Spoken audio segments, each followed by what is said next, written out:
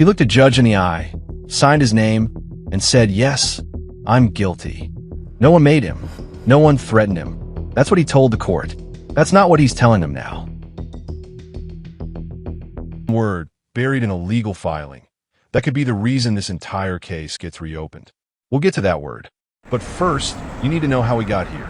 November 2022, a small college town in Idaho. For students, one house. And for 6 weeks, no one had a single answer for what happened inside. Kaylee Goncalves. Now, here's where most videos stop the story. Arrest made, case closed, right? Except this is where the real story actually starts. A month before trial, with the death penalty on the table, Kohberger made a deal. Plead guilty, and instead of a needle, he'd get 4 life sentences back to back. He took it, but a plea deal isn't just a signature. The court makes sure of it, in writing and out loud. Kohberger had to confirm, more than once, that nobody promised him anything, that nobody threatened him, that he was pleading guilty because he was guilty. He said yes every time. A month before trial, with the death penalty on the table, Kohberger made a deal. Plead guilty, and instead of a needle, he'd get 4 life sentences back to back. He took it, but a plea deal isn't just a signature. The court makes sure of it, in writing and out loud.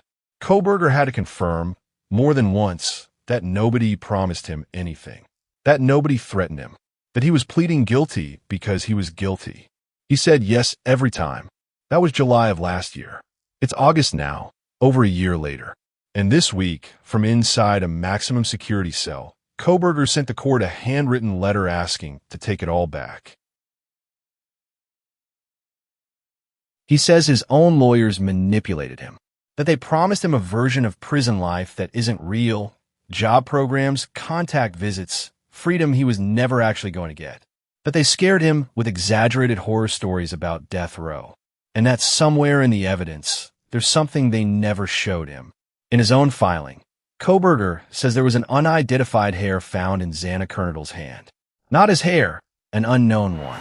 He says his lawyers never told him. If that's true, and if it's real, it's the kind of detail that doesn't just affect an appeal. It's the kind of detail that makes people ask the one question this case was supposed to have closed forever. Now, before this turns into a conspiracy theory, here's what actually has to happen next. Idaho law calls this a manifest injustice standard. It's a high bar. Judges rarely grant it. And prosecutors will almost certainly argue Kohberger had every chance to raise this before he signed anything. His defense team spent 2 years trying to keep him off death row, challenging DNA evidence, raising his autism diagnosis, even arguing the death penalty itself was unconstitutional. None of it worked. The plea deal was the last option that saved his life. That context matters because it's exactly what prosecutors will use against this petition. The petition now sits with Judge Stephen Hippler. He can deny it without a hearing, order one, or, in a rare case, grant it. Legal experts following the case say the odds are heavily against Kohberger. But heavily against isn't the same as impossible. Remember that one word I mentioned at the start? Here it is. So does this go anywhere? Maybe not.